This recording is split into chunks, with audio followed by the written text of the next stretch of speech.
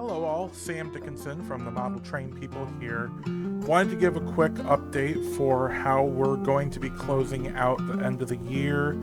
We've got, after this episode, which should be coming out on October 28th, we should have 3 more episodes before we take a small break for Christmas. The next 3 episodes should be coming out on November's 11th and 25th and December 9th. So be on the lookout for those episodes. I have not picked an exact start date for coming back in January of 2026, but the episode will either be coming out on the 6th or the 13th. More than likely the 13th, but all kind of depends on how people's schedules go. So yeah, continue to keep posted to us, and enjoy today's episode, and thank you so much for listening.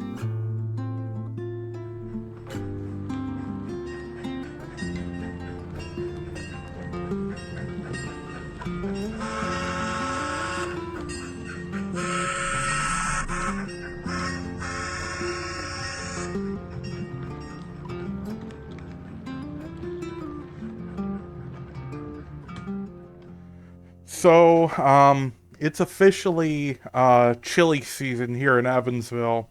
We had a cold front come through last night, and especially this morning.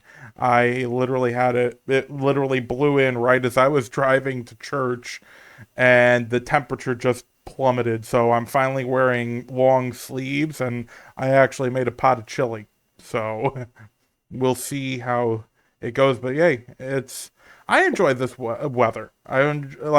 I personally don't care for Halloween as much, but I enjoy the cold weather like this. No. Weirdly enough, we had an oddly warm day here. We had like 70 degrees here. After a few days of being, in the 50s and low 60s, all of a sudden we hit 70 today, and it was like, oh, okay, sure thing, I guess. Yeah, well, yesterday, right before the thunderstorms came through, it actually got up to the 80s. So wow. But then again, maybe that'll come for us tomorrow then. I don't know, but I think it has to do with the Mississippi and Ohio rivers. But anyway. Yeah. Excuse me. Hello all, and welcome to the Coughing Out Loud podcast. Not really. Oh, I can do that. Welcome to the Model Train People podcast. Cold open as usual. I feel like I probably say that too much, but oh well. I say it anyway. It's a cold open. It's a cold open with a cough, so that does work. Yeah, that's where the cough's coming from. Yeah. Well, anyway, welcome again. Allegheny Steam Gala. That was fun. Tell us about it. I sure wish people from the community had actually showed up, but It was. I had an absolute blast on that. That's something that, like, taking a 3-day weekend. Well, technically for me it was 5 days. A day to going out there, a day coming back, plus the 3 days to do everything in particular was an absolute blast. I'm gonna be working on a video, but I also realized I am not an influencer. I literally tried throughout the trip to do recordings. Like, I'm holding my phone up here, kind of doing like the selfie recordings, and by like day 3, as soon as I saw 611, that all went out the window. Yeah. That was it. I didn't do any selfies of my own in front of it. I was just too enamored on the locomotive. Man, 611 is beautiful. I actually got to touch it. She is beautiful. So, yeah. I ended up only chasing her on the second run northbound on Sunday. So just going from Goshen to Staunton, by the time we got to where the last shot was, it was actually kind of already starting to get dark, not completely, and we still had one more place that we had wanted to go before we started heading to our final hotel in Elkins, West Virginia. So we just kind of called it quits and took off to the hobby shop and then headed east again. And on that trip, I almost hit 2 deer and a black bear. Yeah, we had to take, I believe it's a US 250 up across the Eastern Continental Divide going from Virginia to West Virginia. And that is a very, very windy road. Like, think California 2-lane windy. And I'm just thinking like New York Catskills windy. Maybe that works too, but like you're literally going up one ridge, or like even you could compare it to like a switchback mountain railroad like Cass Scenic or something, where you're going up the ridge and then you go back down the other end. Yeah. And it was dark by that point, and it was also, because Sunday also happened to be the worst weather day of the week. Everything else was perfectly sunny. And so we're kind of, because we're going up in high elevation, we're kind of going into fog, but it's actually the clouds. The clouds, and so I can't have my brights on to see further ahead. And plus the brights don't turn like an articulated steam locomotive, so you can see around the corner. So on 2 different corners, I'm coming around and I see deer sticking their heads up on the sides of the roads, looking over the guardrails. And then we a little further up. I think we were already in West Virginia at that point, but I come around a corner and there's like this cliff up to my right, and the headlights are shining right on it. I can see the brown of all the leaves, and all of a sudden I see this black blob with 4 legs come tumbling down the hill towards the car. I screamed and jerked the wheel. My mom was sitting in the passenger seat. She screamed, and Will is then sitting in the back seat. He looks at it like, "Oh, cool, a black bear!" As I drive past it. But yeah, So it sounds like you need a Citron. They actually have steering headlights. Yeah, I feel like that's a lost piece of technology. I mean, heck, we've got I think it's Hyundai has a car where it will actually dim the brights specifically where an oncoming car is.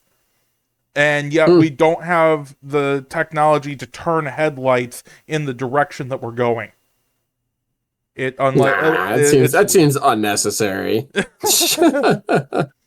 Yeah, and also for if anyone is watching, I know for all of our listeners it won't be a problem, but there's a little bit of internet interference for just about everyone. So if our cameras are lagging, I apologize for that, but there's nothing I can do about it. It's a rough night to have a video camera. Yeah, but, oh well, probably just people watching football. But anyway, so today we have a gentleman here who's another member of our community, and he's also the curator of the YouTube channel Happy Valley Hobbies, and this is Edward Cady, not spelled the same as the coupler. Think caddy, but with a single D. Ed, welcome to the podcast.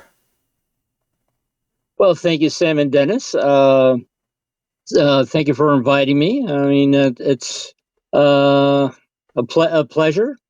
Don't usually do interviews, so is that not really. I would say I'm not uncomfortable, but I'm not practiced with it either. So I wasn't practiced the first time I came on the podcast, and look at where I ended up now. Less than a year later. So, but the reason we wanted to ask you on is because you model something that I think is very, very, very unique in the hobby, and we'll get to And that. awesome, by the way. Well, yes, but I'll get to that in a minute, but I'd like to get to know you a little bit, and also for people who may not be watching your live streams or anything, which, how often are those again? I would have to say for the longest time it was pretty much once a week. Mm-hmm. But then I wound up changing the schedule from Sunday night to Saturday morning. And since I've been working second shift for a long time now, Oof. I'm finding out that I'm no longer a morning person. Ah. So it's not as been consistent. It's not as consistent as it was. Okay. So I am thinking on changing the schedule again so I can get more comfortable back into a weekly episode. Okay. So supposedly weekly. Yeah, in our hearts. Allegedly.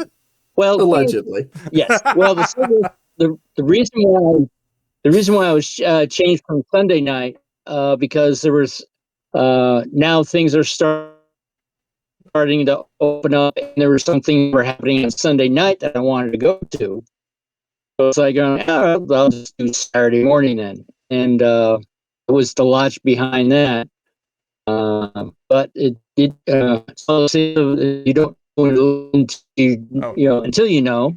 So it wound up not working out. So now I'm trying to find a way to get back into the routine because one thing with the YouTube channel.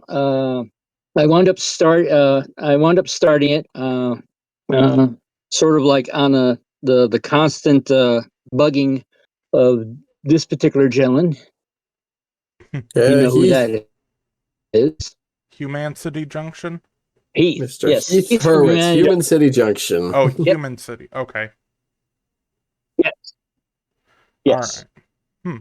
And the thing is that this was in basically the very tail end of 2020.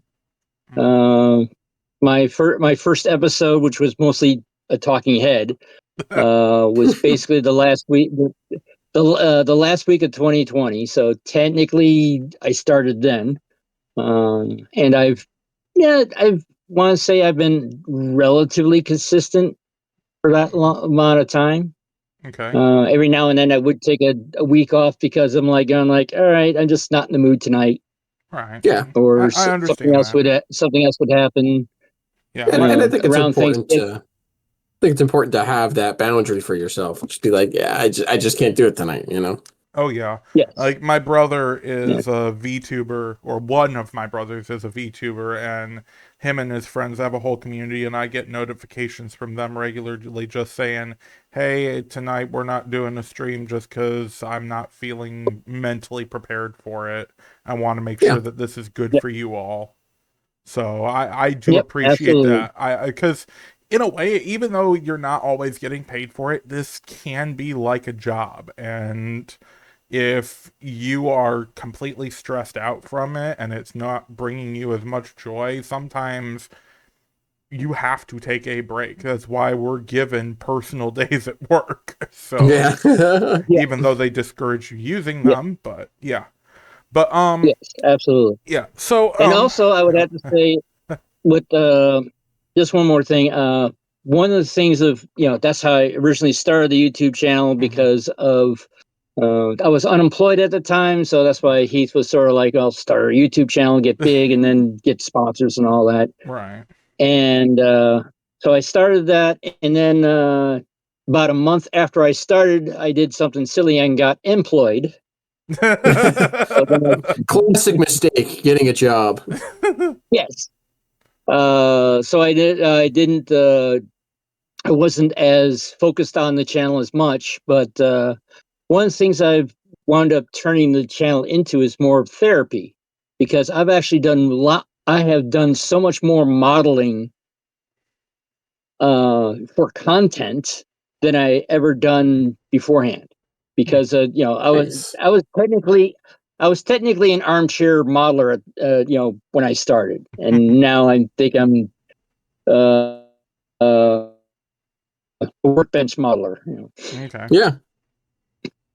All right. So, but so Tell me, how exactly did you get into model railroading? Was this like something that happened in your childhood, or is this more something that has happened like within the past 5 years?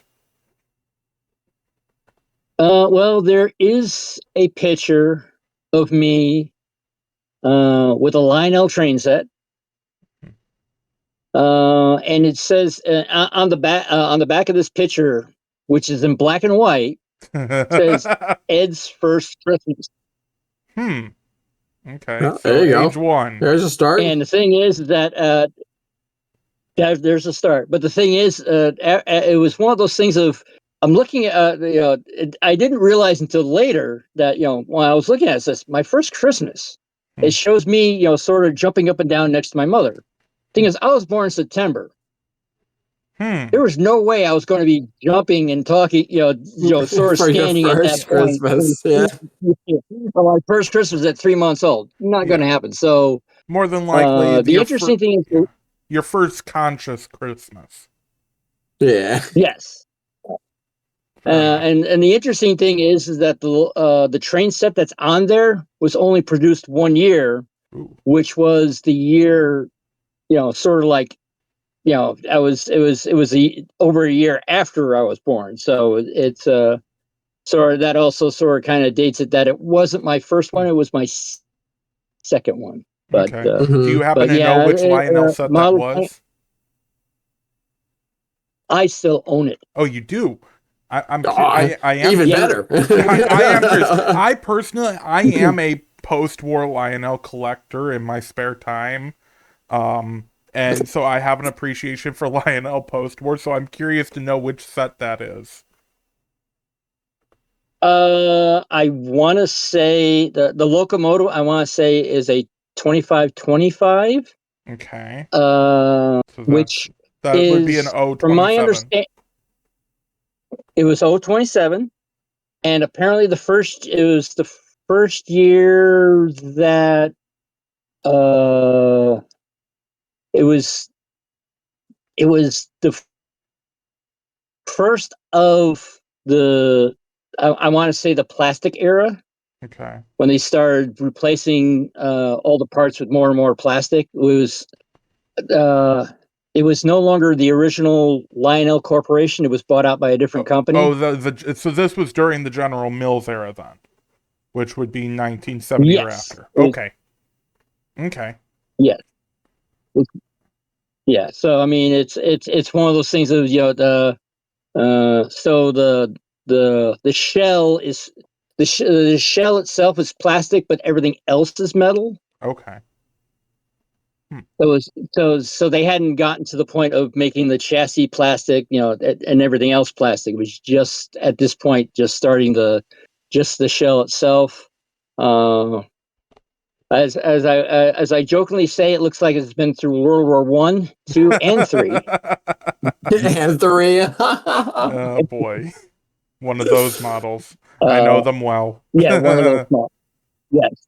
Okay. The shell has pretty much been cracked, re-glued, and all this stuff and all that. And but the last time I ran it, it still ran fine. Okay. Uh, So one thing after that Lionel train, how did your hobby relationship go?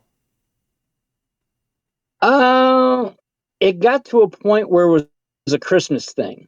Okay. Hmm. Sort of not quite around the Christmas tree because we had growing up. I was in uh, I was in a trailer, so we didn't have a room for a very large tree. So we had a 4 foot artificial tree that we would assemble Mm-hmm. once a year. And there was usually I wound up building uh, it was like an American equivalent to Lego Okay.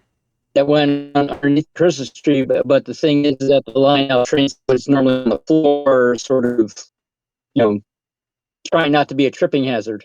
Uh, Okay.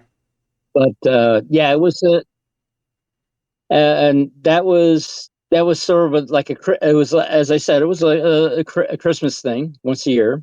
Mm-hmm. Eventually, wound up getting a hold of my uncle's JP Burlington colors.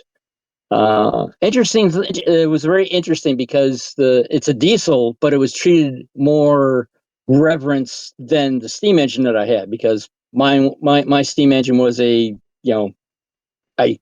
I want to say, I think they probably bought it for $35, Mm-hmm. which I and this was in the late '60s. And the thing is that my uncle's locomotive, apparently there was a whole set, but somehow the locomotive got separated from the rest of the set, and the set was thrown out, but the Mm. locomotive was kept. And then it's like, oh, here's the locomotive. Well, Ed has a train set, so we'll give it to him. But it was more of the only time we actually brought it out was during Christmas time, and for the longest time, I wasn't allowed to touch it. Mm. Uh, Okay. then my then my great uncle, well, he let's see, great. I want to say great uncle, but I think he was more of a godfather, I think. But when he passed away, I wound up getting his train set, which had that locomotive was like a barbell. I mean, it's like all metal. It's like probably a good pounds. I mean, that thing was heavy. Well, Smoke, lights. The only thing I had was the whistle, but everything else was there, and I mean, that's just a brick. And then yeah. there was one other time that my father, he called it junking, which he would go down through the alleyways of Waterville and pick up stuff to usually to tear apart into parts, and then go down to the local scrapyard and go, hey, I got this amount of copper. How much do you want for it? Hmm. And one of those, actually, in two separate times, he wound up picking up two train sets. Oh wow. One was a Lionel set that had a couple of Alco FA units Ooh. with Nice. one was the dummy, one was the powered unit. Nice. Yep.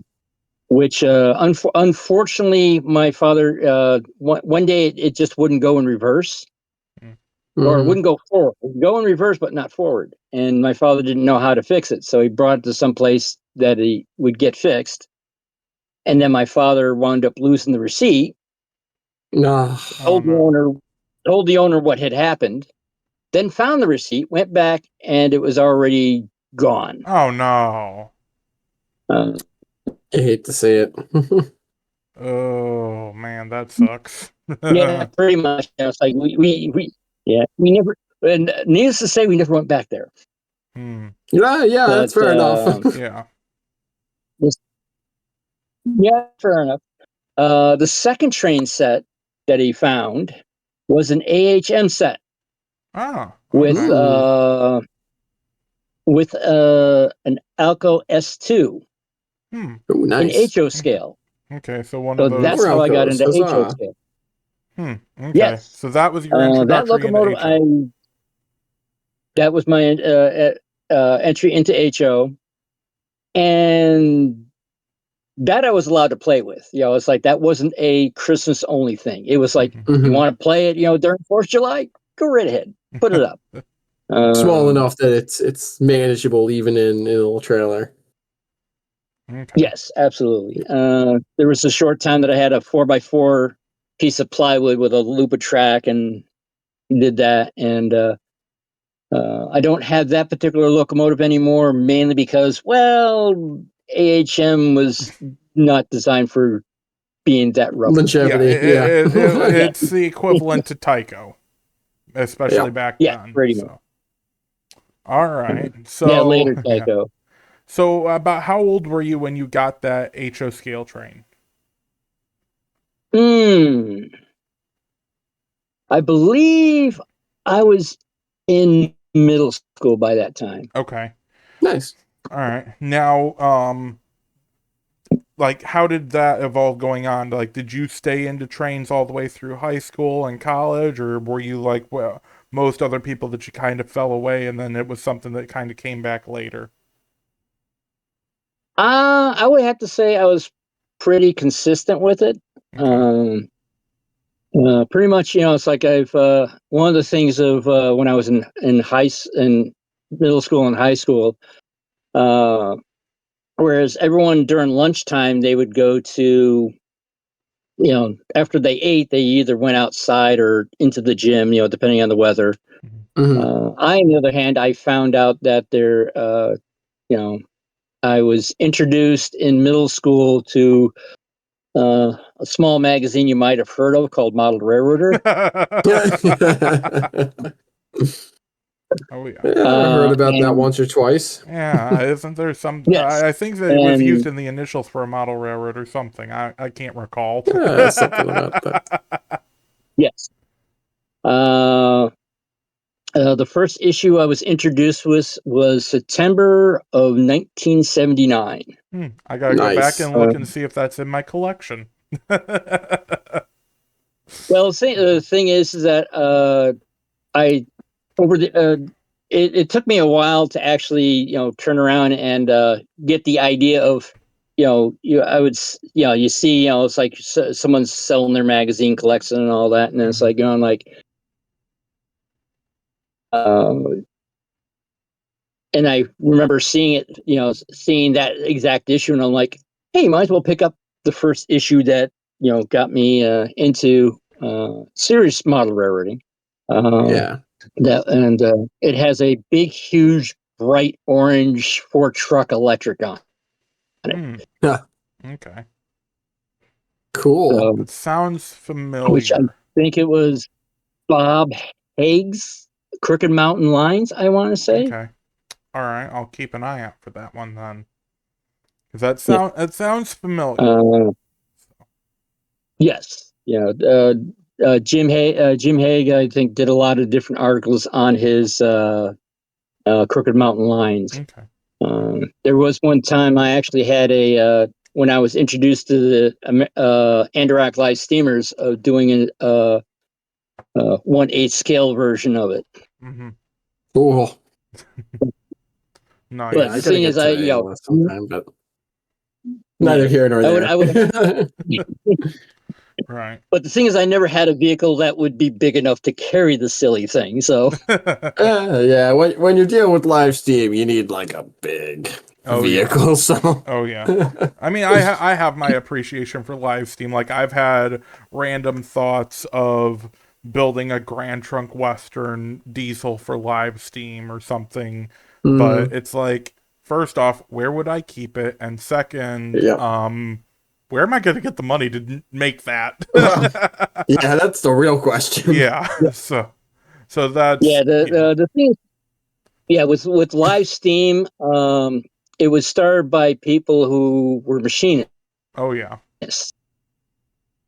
Uh, so they had the machine shop to build the equipment. Oh yeah. Yeah, Because it's the reason why it was expensive is because you had to buy the equipment to build the stuff. Oh yeah. Yeah, you're basically Which building a miniature locomotive at that point. So, yeah.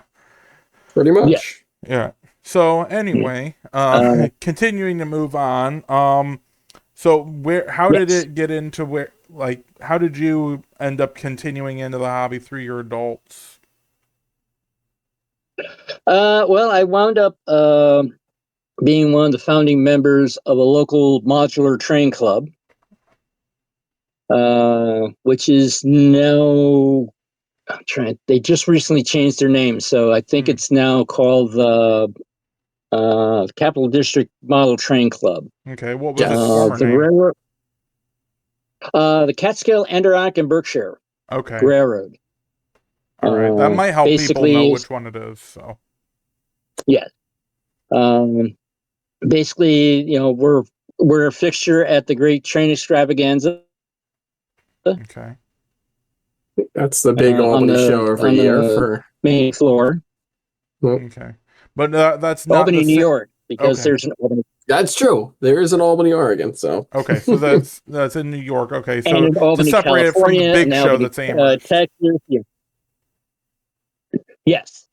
All right. Yeah, I think I almost want to say.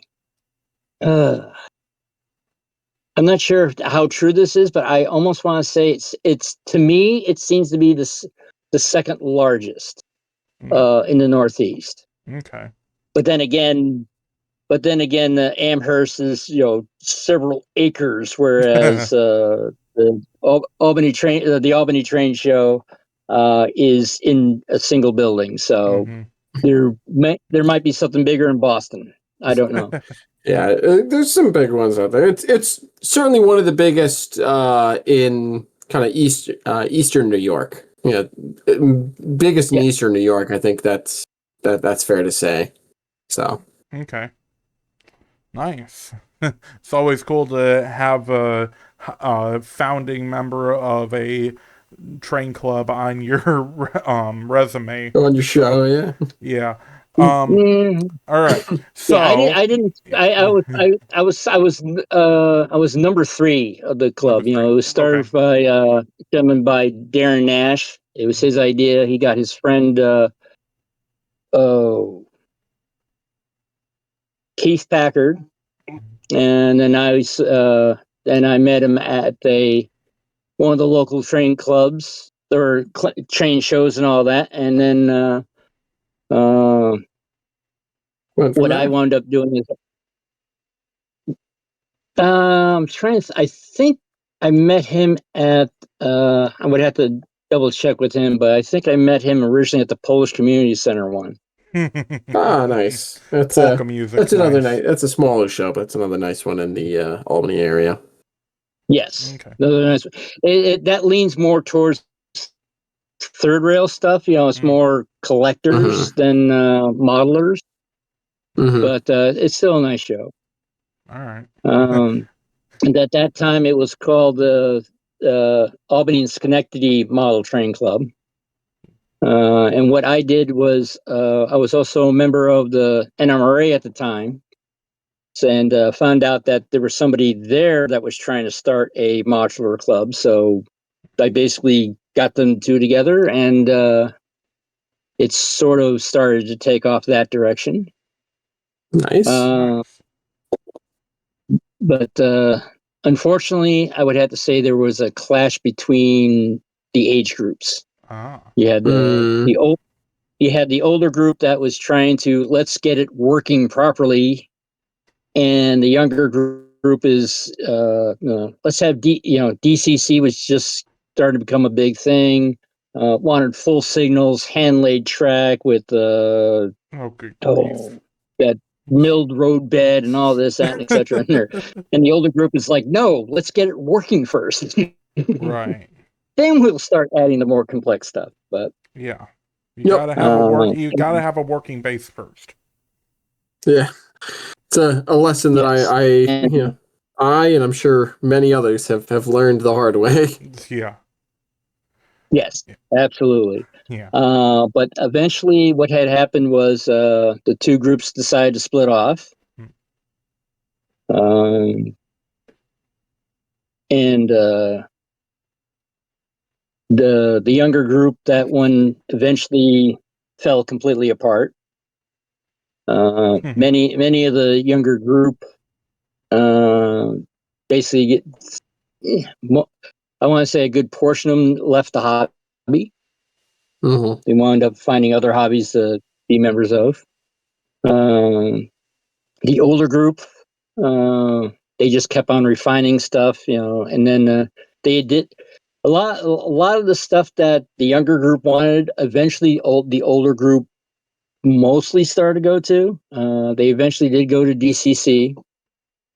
Um, they've they haven't gone to the hand laid track and all that, because it's just easier to do pre-made track, and it's a lot more reliable that way. Yeah. Easy on, so to speak. Easy on, yes, easy on, and you don't have, and plus people have different skill levels. Yeah. So you know, that's one of the things of what I'm doing now. I had to learn on how to do hand laid track because no one makes it.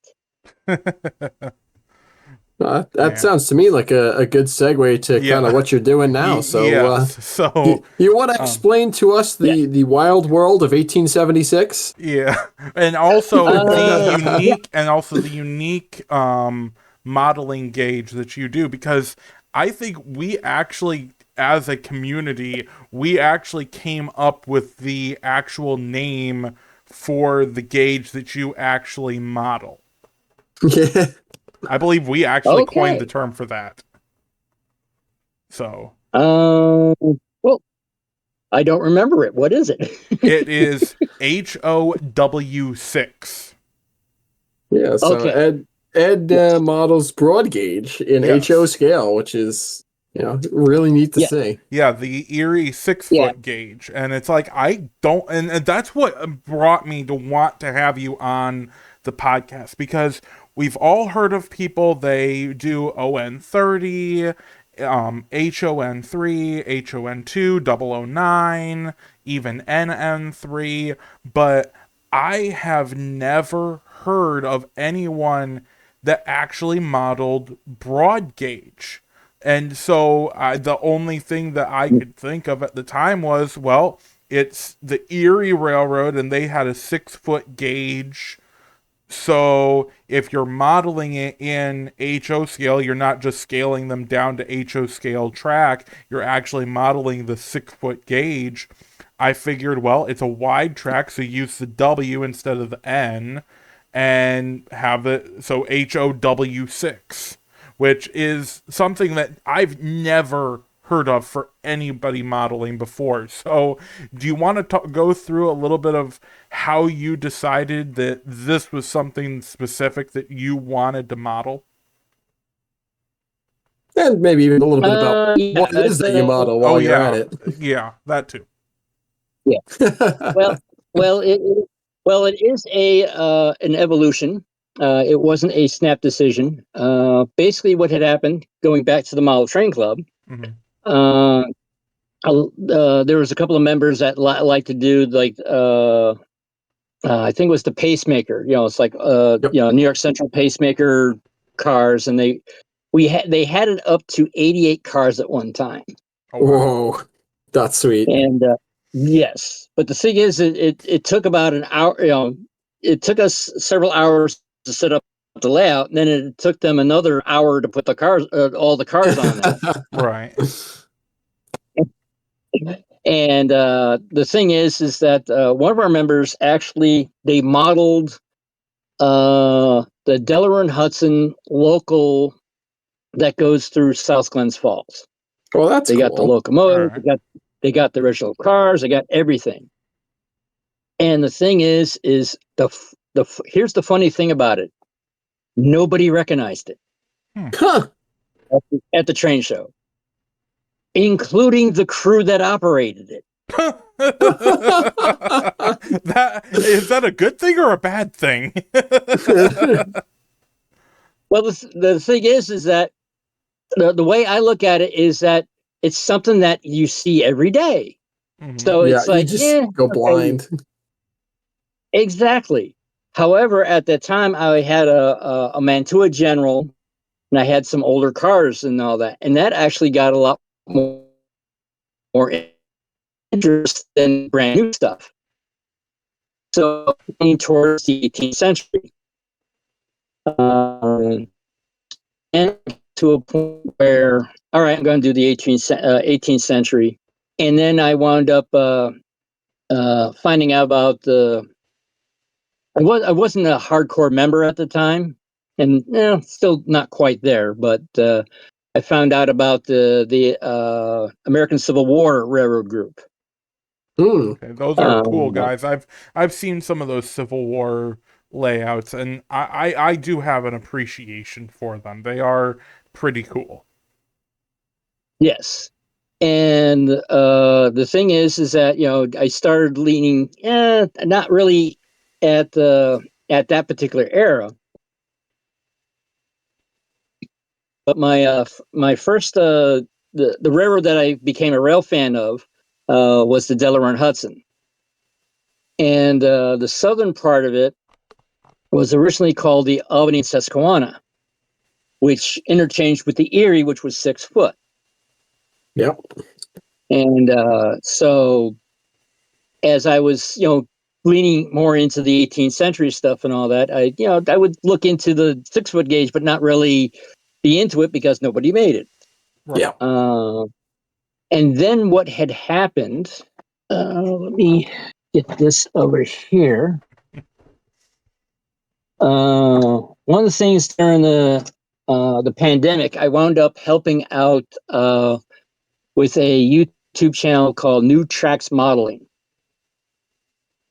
started by Jim Kello. And he's worried about the younger generation not picking up any of the skills in model railroading. That might be something that you might be interviewed for, because what Jim has done is amazing for someone who has no clue how to really work a computer. It's one of those things. It's sometimes I mean, I love Jim, but there's sometimes it's like going like, yeah, you have no clue what you're doing on computers. And he's doing everything. He's actually doing everything through his phone. But Wow. the thing is that he's got a good team behind him that make up for Jim's lack of knowledge. He's a very old gentleman, been retired for years. But one of the things he actually has on the show, they actually interview small manufacturers. Okay. Oh, cool. And one of the manufacturers is that this is getting leaned into is Hunterline. They make stains, and they also make different kits. All right. And one of they have what's called build along, where they turn around and they announce, "Hey, we're going to be building this kit. You want to build along with it," so they get better instructions, can ask questions of the manufacturer, what's a better way of doing this, that, and etc. So kind of like And a virtual clinic, doing, like what's done with the NMRA shows. Yes. Okay. Now, let me grab my phone. And switch. Oh boy. The people who are listening are going to hate this. This is a YouTube exclusive. If you want to see this, just go over to our YouTube channel. Yes. And wow, my phone is warm. It's been a while since I've held a very warm phone. But the thing is that the model that they were doing was called the King Post bridge. I, on the other hand, since I wanted something that was a little bit bigger, I went with the Queen Post. And the Queen Post is basically a King Post with a center with it. So it's actually a little bit longer. And the interesting thing is that when you read the instructions, this is where I found out that the NMRA gauge and clearance and all that, when Rick Hunter, when he made the original one, he made it, he copied the drawings and everything perfect right to the scale. And what they found out is that when he said, hey, he wanted to put it in as an NMRA standard, they came back to him saying that actually the NMRA is actually wider than normal. So what you made is good enough for HON3, even though even though the prototype is technically standard gauge. So we had to redesign it and make it wider to make it the NMRA standard gauge. Which is now wide enough to be broad gauge. Cool. Fascinating. So that's it's one of those things of it's yes. And the thing is that sort of use the NMRA HO scale gauge to do that. Sort of use that as for the broad gauge stuff because of 6 foot gauge equipment is normally shorter. You don't have to worry about 85 foot cars. Yeah. Yeah. So I think I can get away with the smaller loading gauge. Oh yeah. And I have a fun. Oh, sorry. I have a fun story about this bridge, which is, Ed, I believe, and you can correct me if I'm wrong, but I believe that this bridge here is actually what introduced us because if I remember correctly, you had this displayed at the GTE one year back in I think 2021 or something, and I came up and was chatting with you about it. So yes, this is the same bridge. yeah. Nice. So Dennis has seen this in person. Oh yeah, and it looks just as great in person as it does on camera here. Yeah. So I take it that all the track, because it's 6 foot gauge and you have to hand lay all that, correct? Yes, it's all hand laid. I had also do my own ties because I had to make them a foot wider. Okay. Because again, I would have to say it is about a foot. 6 foot is about a foot wider than standard gauge because it's very close to 5 foot. Right. But another thing is that one of the things I happened to realize when building this diorama, I built the diorama mainly to help with. This is why I stopped being, I guess, an armchair modeler because I was actually doing scenery now.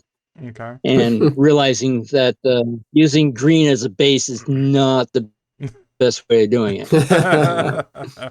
But it's still cool But regardless. the interesting thing is, yeah. Now, for those people who can see what's going on, I actually turned around and the guide rails or the bridge rails are actually standard gauge. Okay. Oh, the guardrails inside are standard gauge track? Yeah, the guardrails on the inside, they're not nothing's glued on because I want to be able to take the bridge apart without destroying it. Right. So I didn't glue anything down on the rails. All right. Plus, this is a display. Right. Yeah. Okay. But it's one of those things that I happen to realize that probably should not use standard gauge because the gaps between the guardrail and the live rail is too wide. They should be the same distance as you would have on a normal switch. Okay. Yeah. And right now, the only thing that I have that's properly gauged is a locomotive. This is the Mantua, I think they call it the Dixie Bell. If I can get it on there. But I do have it operating, but unfortunately, a couple of things I was hoping to have this operating tonight, but unfortunately, LaBelle, which I bought trucks for. The reason why I bought the LaBelle trucks is that they come in 3 pieces. Okay. So I can use the side frames and make a custom bolster that would be the correct width. Okay. I was going to go into that and ask, like, what goes into the process of taking a locomotive and re-gauging it to HOW6? Like, is that an engine there? Is that an actual HO locomotive, or is that an S scale locomotive, or what exactly is it? Where does it start? From my understanding, it's 176. Okay, so that would be a double-O. I think so. Yeah, because if I'm not mistaken, double is technically 176, which, for those of you who don't know, double O and HO are basically the same. They run on the same gauge track, but the double O locomotives are a little bit larger. Yeah, they're a little bit larger because the motor. Let me see if I can move this down a little bit so you can actually. As you can see, the motor takes up the entire Oh cab because it's an open frame motor. And I was actually originally because I didn't want I bought different engines and all that, and figured out that I wanted to originally use this as the experiment. The Tychos. It's a yes, it's a Tycho teapot, and things were going well until I actually took the wheels off the axles and happened to realize that the axles are actually stepped. Ooh. They're not straight through. Okay. So it's one of those things of I don't have that specific equipment to do that. Okay. Let's see if I can actually find the wheel. I keep seeing that Sierra number 3 in the background. Yes. Well, the thing is that that's what it is. It's supposed to be a model of the Sierra number 3. Okay. But as you can see here, yep, I see the step there. That's a step there, and I don't have the equipment to do that. So I'm like, well, can't use that. So that's when I wound up taking apart one of the many Sierra number 3s that I have. The one that's here in the background here, that is one that's not been modified yet. Okay, so that's still HO technically. This is still HO gauge. This is broad gauge. Okay. And actually, if I put them down like this, sorry about the lighting. It's not the best that I have. No worries. Yeah, we'll take what we get with the stuff for the school, Yes. But I'm not quite sure how well you can see and how the wheels are much wider. Let's see if these lights work.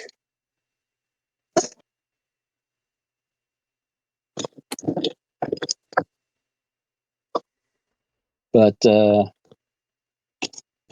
okay, so on the HO locomotive, I can see the spacing difference on those two. So it looks like you kind of kept the frame space the same, but you made a longer axle, and I'm guessing to make sure that there's no lateral movement, you added some washers or spacers or something on there.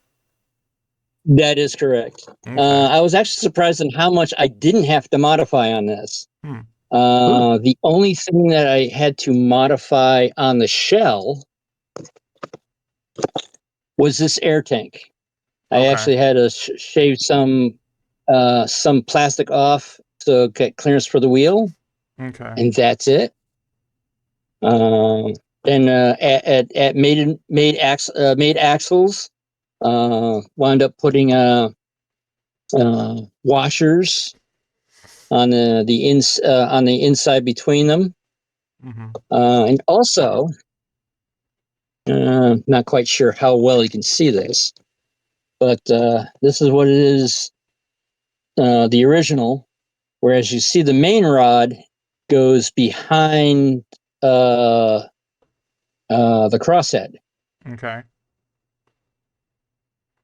You know, on this one, it's on the outside of the crosshead. Okay. And I also had to turn around and bend this around and all that to clearance the wheel. Okay. One annoying thing about it is that I found out apparently the blind driver is not the same size as the flanged ones, because I originally did it all with flange wheels. Okay. And it just would not stay on the track. And it's like, why is it that not staying on the track? And then I put it on a flat surface. I know it was rocking. So that's when I happened to realize that. Yeah, those blind drivers always get the for some reason. Yeah, so I had to replace it with blind drivers. Now it stays on the track a lot better. Okay. Funny how that works. Yeah. All right. So are Well, you? the thing is, Go go ahead. ahead. No, you. Well, that's when I found out that apparently the blind driver is a different diameter than the flanged ones, because you take the frame apart, you actually see that the blind driver axle connection is actually lower than the flanged one. Okay. Mm, So with that'd do bending, it. so with bending that cross member a little bit, you don't have any issues with binding. No, it's one of those things that you have to make sure that it's quartered properly, Mm-hmm. like with any steam locomotive. Right. Okay. So are you planning on building an entire fleet of locomotives or just a couple?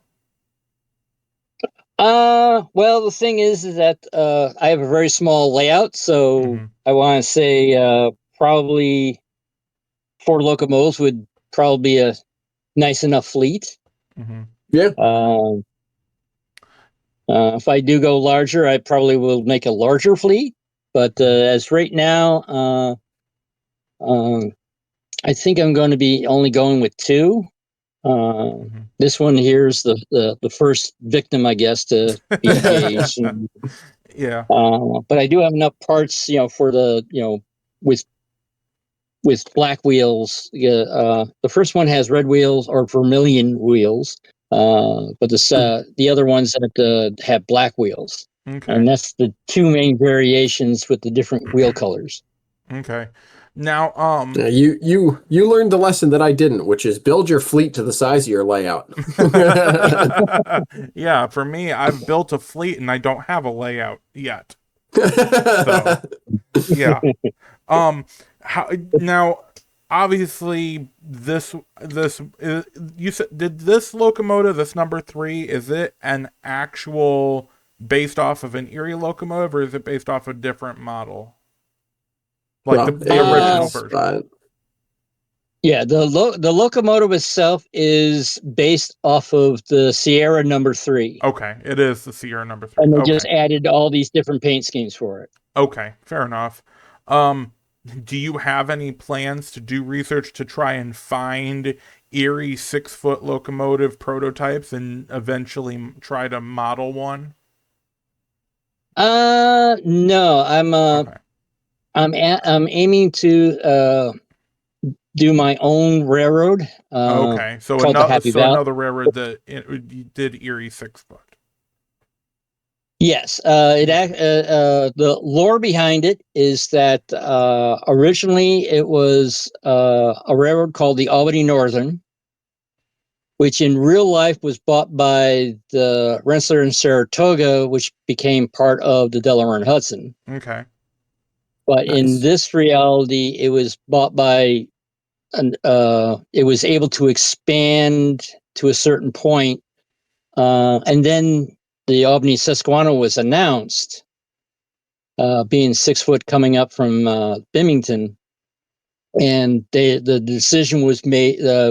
Oh, well, because at the end of the line, they were in a small town, if I remember correctly, called Eagle Bridge, where there were already two railroads there, and there was just not enough traffic to support all three.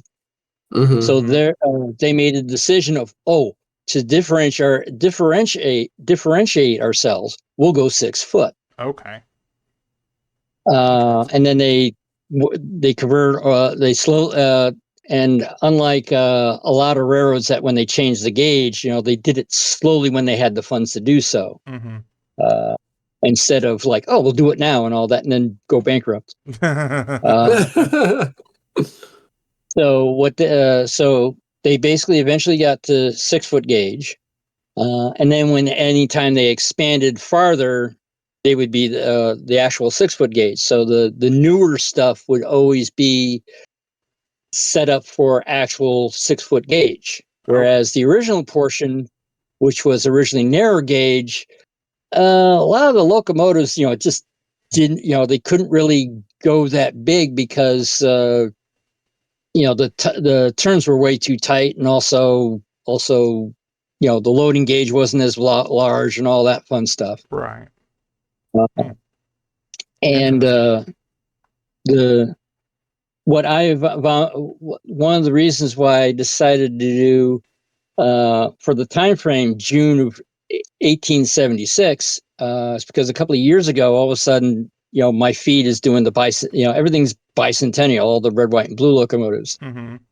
And I have, because at that time I was trying to figure out when the end of broad gauge was and do sort of like whatever that last year. So it'd be the pinnacle of 6-foot gauge equipment. Okay. And then all of a sudden it's like, wait a minute, 76 is right in between this 1870s I'm doing. Mm-hmm. So that's when I decided to do the centennial. Well, folks like me are modeling the bicentennial. You're modeling the monocentennial. Yeah. Or just the simple centennial. Yes. And the thing is, they did it pretty much very different back then. Mm-hmm. Let me switch back over to cameras. Okay. And the thing is that with the centennial, with the bicentennial, that was sort of at a corporate level. Mm-hmm. That's why you had that's why all the equipment was red, white, and blue. Right. Boxcars, tankers, everything. Right. Well, back in 1876, it was the decorations and all that were more for the local crews. Mm-hmm. So usually it's the locomotives that would be decked out. Depending on the budget, they might have had simple bunting on them, or there's I've seen pictures of some locomotives that you can't tell that there's a locomotive there because there's so many decorations on them. It looks like a moving float, because the locomotive is completely covered. The only thing you see is smoke coming out the top because they had to make it sure that it could still operate. Now, I haven't seen anything with cabooses, but I would assume cabooses also were decorated by whatever the crew was using them as, because they were responsible for the particular unit. But as for the freight cars, passenger cars, and all that, since they were company owned, they were not really decorated. Possibly, the Pullman cars might have, because they sort of kind of had a crew with them, with the porters. Right. Yeah. Well, I believe also that was also done just by the railroad for special occasions. Like, for example, the Lincoln funeral train had black bunting installed on it by the railroads that hauled the train. Yes. And then I keep thinking that there was go ahead. Sorry. But so it's a lot of things that that even I, growing up, assumed this is what was done and all that. I'm finding out that they do things pretty much differently. One of the things is one of the things I got to modify is I got to take the dynamometer off because oil headlights. Oil headlights. Whale oil. Because of the whale oil. Yep. But the interesting thing is that they did have air brakes at that time. That's right. So there is about a decade between air brakes becoming standard and the gentry coupler becoming standard. Okay. You will find pictures where it's still Lincoln pin, but there's an air hose off of it. Nice. Fascinating stuff. Yeah. Yes. Sounds like this. If somebody is doing just actually no, I have a better one. Sounds like if we were able to get you onto the Rail Brothers podcast for an episode talking just on 1800s railroading, that sounds like something that would be right up your alley just for the prototype of it. Yeah. I'll have to talk to them and tell them about you, because I've I've really enjoyed this conversation. I want, like, we're about 3 minutes over an hour already, but I want to talk more about this because this is just a really, really cool concept, and I've been enjoying following you on this and seeing all the progress that's being done. Yeah. Now, I saw some stuff on your workbench before. Is that actually the layout, or are you actually working on like a larger layout somewhere? This right now is let me grab the phone again. Once again, tune into the YouTube channel to see Yes. what we're talking about. Yeah, get some traffic over there. But yeah, this right now is the layout. Okay. It's foot by or 6 by 1 foot. 6 by 1 foot. Uh, Okay, so about the I'm same calling size this. as Dennis's. Yeah. Yes. I'm calling this pointless because I haven't because I do have a selector instead of points, mainly because this right here is actually the second switch I've actually hand laid. Mm-hmm. So I I'm not that confident in my skills. Okay. I did use a fast tracks jig. So the thing is that I didn't, the part of the fast tracks trig I didn't do the points part of it. Mm-hmm. That's why it actually has a small gauntlet section. The inside gauntlet section is actually standard gauge Okay. because it was one of those things of going like, that's how uh, that's why you got the copper ties, all soldered together. Mm-hmm. Um, but it was basically one of the things I want to see about doing with this is to get my golden spike award with this. That would be Uh, cool. Because, like I said, yeah. this is something like you're the first person that I've heard of that models broad gauge. Like, I'm surprised that model railroader and railroad model craftsman and even the NMRA themselves aren't all at your door at the same time saying, we want to see this, we want to see this. Because, like I said, this is just so amazing. Well, the thing is that I'm trying to think of his name now. He goes by Speed. Mm-hmm. I guess he does Gert Mullins. Yes, Gert Mullins. He actually has me set up with a broad gauge channel on Discord, which I haven't really been on top of it trying to show this off. Okay. But they there's some important people that know about this. Okay. My local NMRA also know about this. All right. Well, that's good. But one of the things of just recently got wheels and axles from Northwest Shortline, so I was able to do a it does it does I do have it does work, but the thing is there's nowhere on their website that tells you how to order insulated wheels. Ah. So this makes a completely short circuit.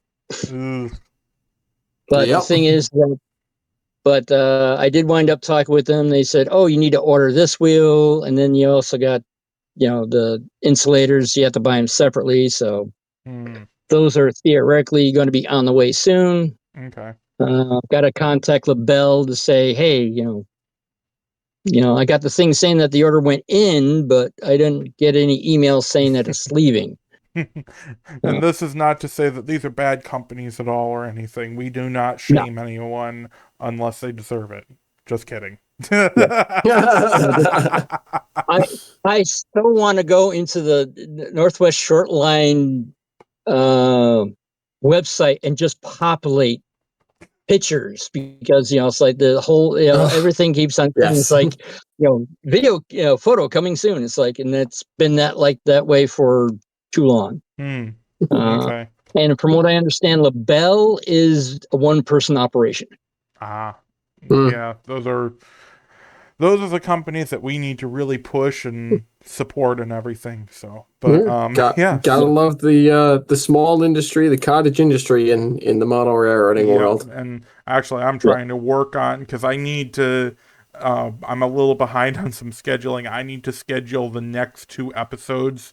So 2 weeks from now and 4 weeks from now, I still do not have scheduled yet. So I got to get on it. But yeah. So, but anyway, Ed, thank you so much for coming on to the podcast and talking with us on this HOW6 project that you've been starting. I'm always enthralled whenever you're posting new stuff and wanting to see more of it. Real quick for everyone else, where can we find you again? I got a YouTube channel. It's under Happy. The reason why I went with Happy Valley Hobbies. It cut out for a second, so Happy Valley Hobbies. Happy Valley Hobbies, yes. Okay.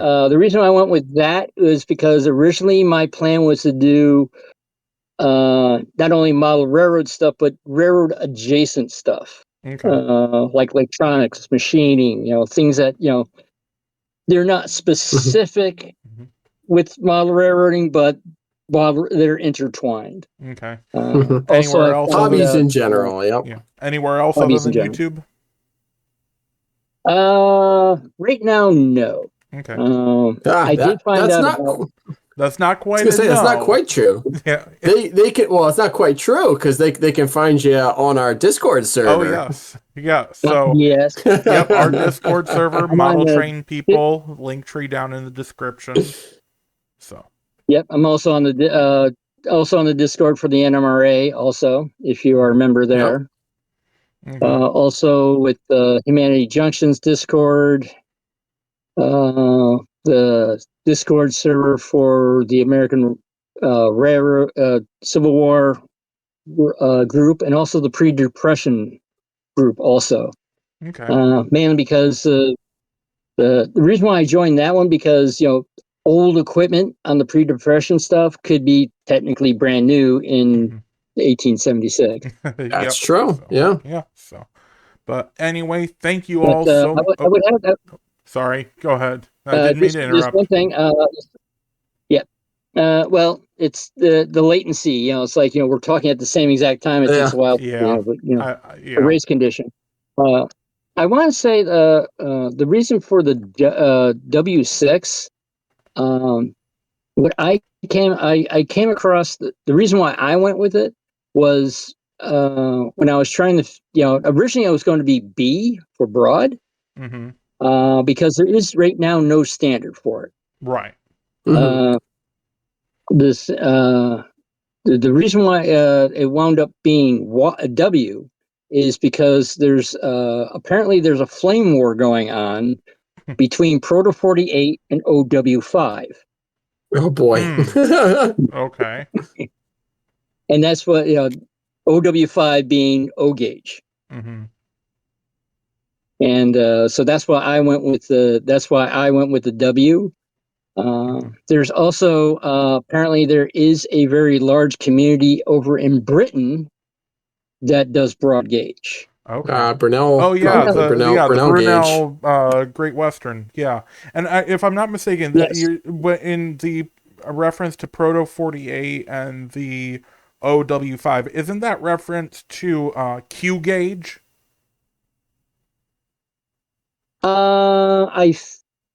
Possibly, okay. Because I forgot which one it was, but the thing is that Proto 48 is a combination of different standards that they try to make O gauge more realistic. Right. Yeah. There was one where they made the wheels narrower, but it was still 5 foot gauge. And there was ones that kept the large toy wheels, but then they narrowed everything. And and I forgot what some of the other standards are, but where Proto 48 was, they threw them all together and went that direction. Okay. All right. Well, thank you all for joining us on this episode. A little bit of a slightly extended ending here, but nothing wrong with that at all. But yeah, Ed, thank you so much for coming on to the episode and on the podcast, and for joining our community as well, showing that we're not just 20 and 30 somethings people here. We're part of what we call the next generation of the hobby, and using the expansion of technology and computers and internet connections, both good and bad, to our advantage and as ways to expand the hobby. So yeah, thank you once again, and yeah. I'll try. Well, thank you, Sam and Dennis, for having me on here. And sorry for babbling a little bit too long, but no, nothing wrong with some babble. Like I said, I want this to go on longer, even though I can't. But yeah. So thank you all. Welcome back to part 2. Oh yeah. There we go. I want to have you come on again. So keep an eye out for that, and probably in season 2.5 in the new year, or maybe season 3, we'll see. And yeah, make sure to check out our links down in the description to go see Ed's channel, and also our link tree. And yeah, so have a good... I might actually have something running next time. Maybe that would be cool to see, the first operation of the HOW6. So keep an eye out on his channel for that as well. So thank you all for tuning in and listening. I hope you learned something new, and yeah, take care. Bye-bye.